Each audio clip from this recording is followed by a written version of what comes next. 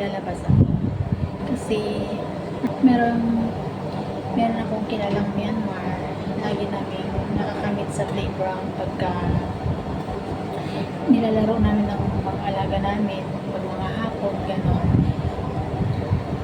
Naawa ako sa kwento niya dahil madamot yung amo niya, ganyan. Tapos hindi daw siya binibigyan ng pagkain. Kumakain siya pero konti lang. Tapos mahigpit yung amo niya. May mga yung cellphone niya binabalik lang paggabi. So naawa ako sa kanya kasi lagi daw siyang nagututong, kaya bibigyan natin siya ng pagkain.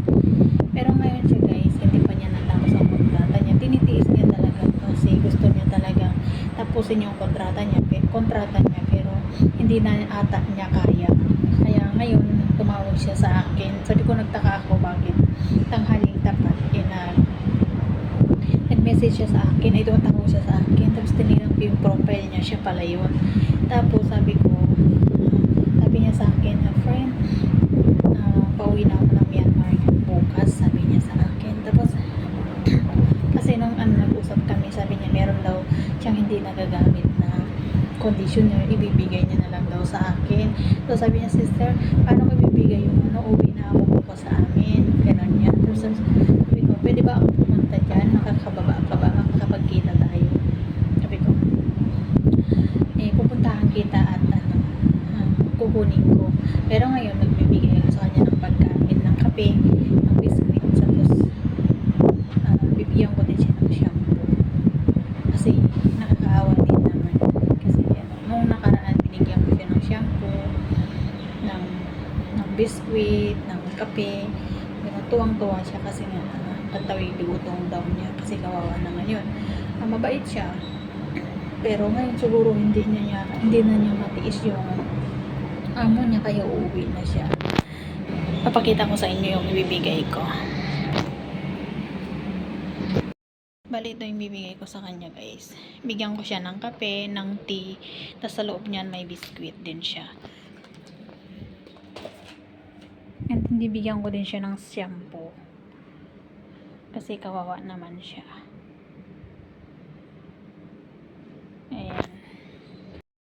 Ayan, bababa ako guys kasi bibigay ko sa kanya itong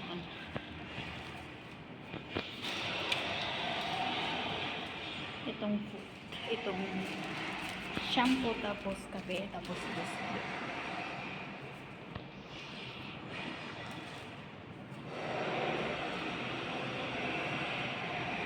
Ilang months na lang siya guys. Nung una, takot siyang umuwi kasi nga sa kanila daw, pag umuwi daw siya, mahirap nang bumalik. Tapos ang mahal daw ng ng bayan ng pagpunta nila dito. Kaya tinitiis niya na hindi umuwi. Sobrang higpit po kasi ng amo na. Lagi siyang pinapagalitan, ganyan. Laging sinisigawan. Talagang sisikapin niya makatapos sana. Mga na lang siya 8 months. 8 months na lang. Tapos 8 months kung sinabi niya sa akin. Bali, February, March. So, 7 months na lang siya guys. Siguro, talagang hindi na niya matiis. Kaya, talagang maalis na siya.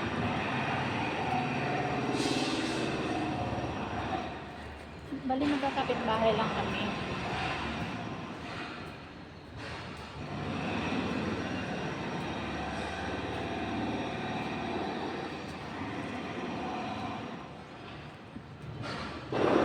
Mabait siya guys kasi yung amo niya marami ng kinuhang katulong,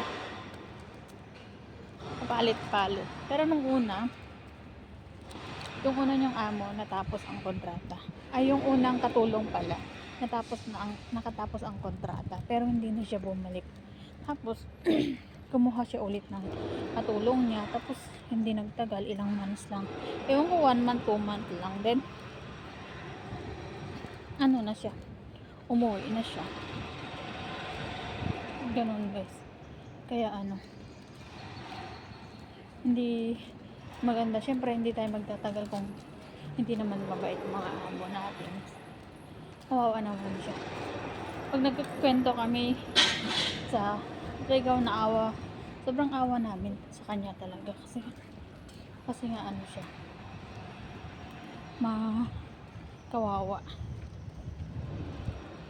Tapos natutulog daw lang daw siya sa ano, sa storeroom. Ganyan.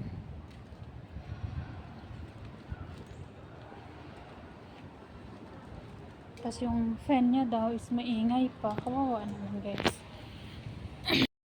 Ayan guys, hindi ko na nabidyohan yung pag-abot ko sa kanya kasi nga ginamit ko yung cellphone ko na tumawag sa kanya kasi hindi ko pa alam yung bahay nila.